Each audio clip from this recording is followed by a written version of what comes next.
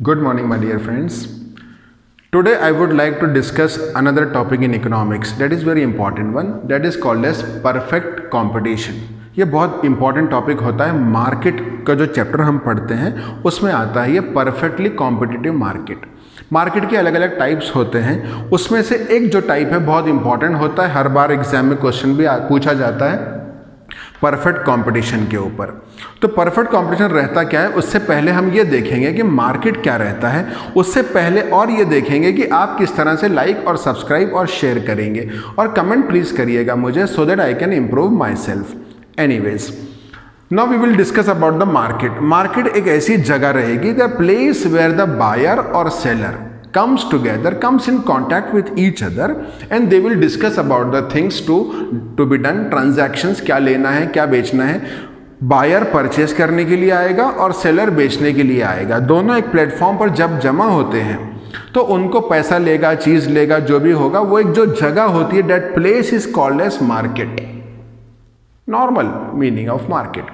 आजकल जो online marketing भी होती है, आप कहीं पर हो, मैं कहीं पर हूँ, मैंने आपको कोई गुड्स भेजता हूँ मैं, आप मुझे पैसे भेज दोगे, that is called as online marketing.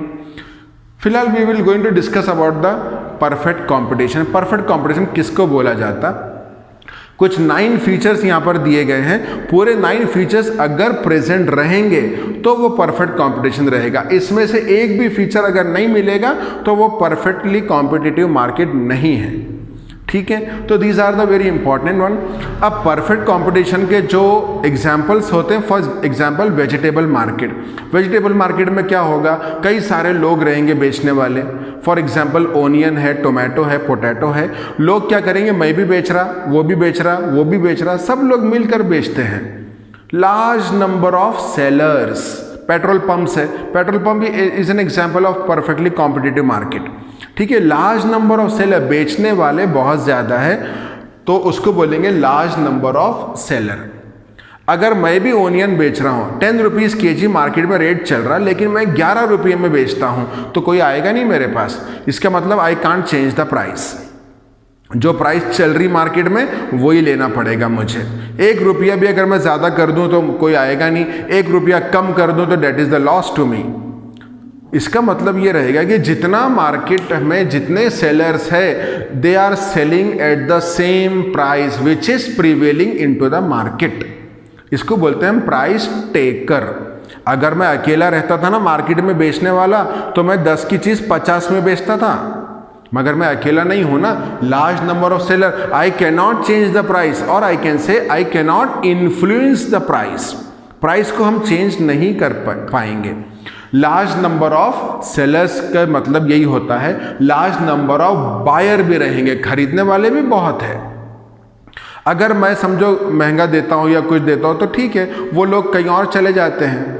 ठीक है, अगर बायर मुझे आकर बोलेगा सर ये चीज़ 10 की जगह मुझे 8 में दे दो, मैं बोलूँगा नहीं दे सकता, सॉरी, वो चला जाएगा, फिर जाने दो ना, दूसरा आएगा ना। There are large number of buyer, तो बायर भी चेंज नहीं कर सकते प्राइस। बायर भी ऐसा नहीं बोल सकते कि भाई हमको इतने ही रेट में चाहिए, नहीं दे सकता मैं, तो वो चला जाएगा।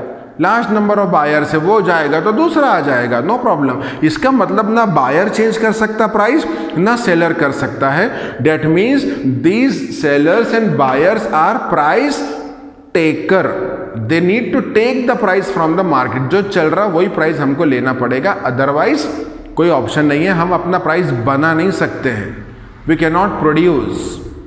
ठीक है, लार्ज नंबर ऑफ बायर होता है, लार्ज नंबर ऑफ सेलर होता है।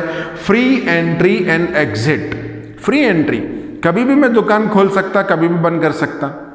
अगर मैं चाहूँ कि मैं कल से कोचिंग क्लास खोल दूँ तो खोल सकता ना, क्या प्रॉब्लम है, कुछ नहीं है। मैं कल से कोचिंग क्लास भी खोल सकता, मैं होटल डाल सकता, कुछ भी कर सकता मैं। Free entry. और अगर मुझे लगता है मैं business is running in loss तो मैं वो कंपनी, वो या वो दुकान, वो होटल, वो क्लास बंद कर दूंगा। Free entry and free exit. Free to enter, free to exit from the market. Government भी टेंशन नहीं लेगी, उसका आगे आएगा आपको free from government intervention. Government भी नहीं देखती है, गवर्नमेंट जस्ट देख लेगी कि भाई लाइसेंस है या नहीं है, खत्म, आप अपना बिजनेस चलाओ। कोई टैक्सेस नहीं क्लेम किया जाएगा आपसे, कोई सब्सिडीज वगैरह गवर्नमेंट के ऐसे कोई plan, there is no intervention of government only. Government आएगी नहीं, आपका देखेगी, जस्ट आपका बिजनेस लीगल होना चाहिए, बाकी आप उधर कुछ भी करो। Free from government intervention.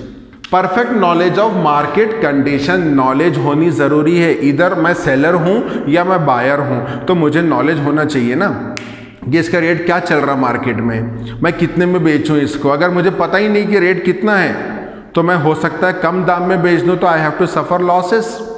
Buyer जो परचेस करने के लिए आता है उसको भी पता होना चाहिए what price is prevailing into the market, otherwise वो कोई भी रेट पर ले लेगा, फिर उसका ही लॉस हो जाएगा। तो बायर और सेलर को प्राइस कौन सा है, प्रोडक्ट कौन सा है, मार्केट की सारी जानकारी होनी चाहिए। Perfect knowledge, without knowledge business कर ही नहीं पाएंगे हम। कॉम्पिटिटर की भी नॉलेज हमको लगेगी, हर एक की नॉलेज चाहिए हमको, बस परफेक्ट नॉलेज होना चाहिए।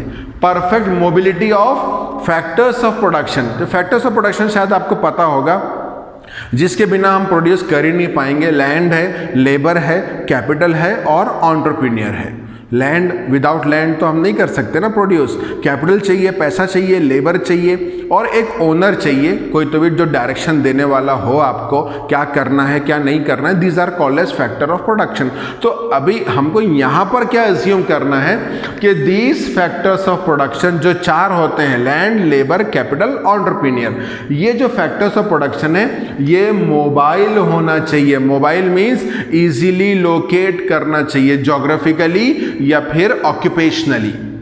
पैसा, फॉर एग्जांपल मैं पैसा लगाता हूं ये बिजनेस में, तो उसको मैं, ठीक है, ये बिजनेस में लगाया, थोड़ा पैसा बच गया तो उसको दूसरे बिजनेस में भी लगा पाऊं, सो दैट ऑप्टिमम यूज, यानी बेस्ट यूज होना चाहिए रिसोर्सेस का।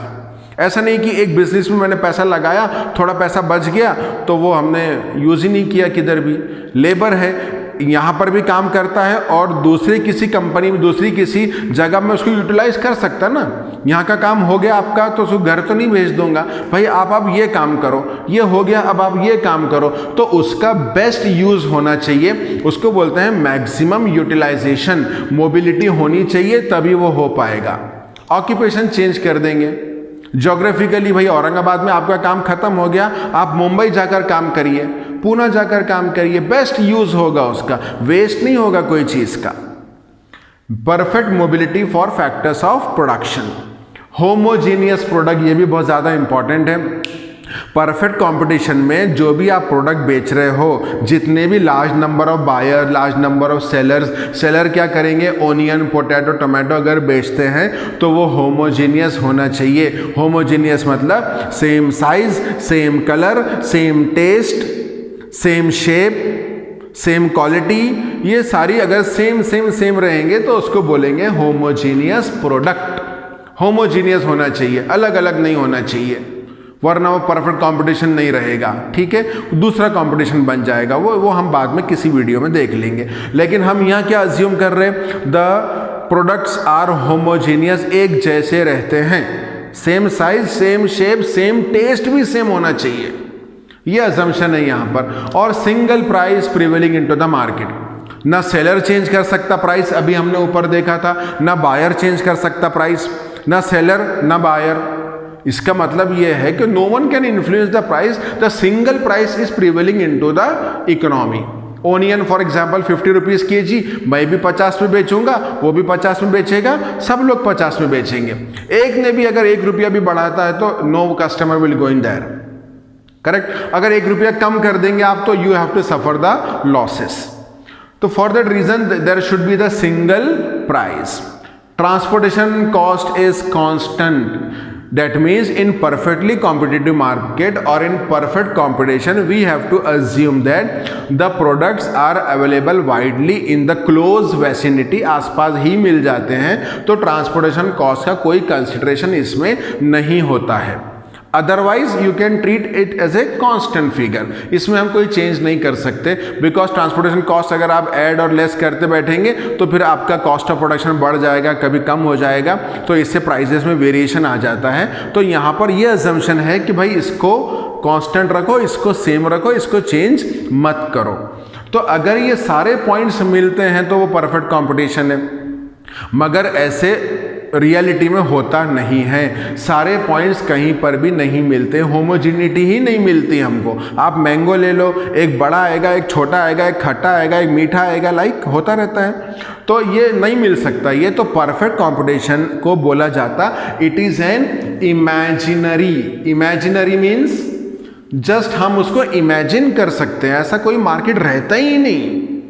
It is an imaginary concept, और I can say perfect competition is a myth बोला जाता है, MYTH, मिथ है ये, एक धारणा बनी हुई है, रियलिटी में कहीं दिखता नहीं हमको। ये कहीं ना कहीं कुछ ना कुछ तो भी मिसिंग रहता है, और इस वजह से वो परफेक्ट कॉम्पिटिशन रहता ही नहीं है। But still we have to see what the meaning of perfect competition. Hope so कि आपको थोड़ा समझ में आया होगा, या अगर आपको कुछ प्रॉब्लम है तो आप वीडियो थोड़ा सा पीछे जाकर आप फिर से सुन सकते हैं, तो you will came to understand the things. Thank you very much.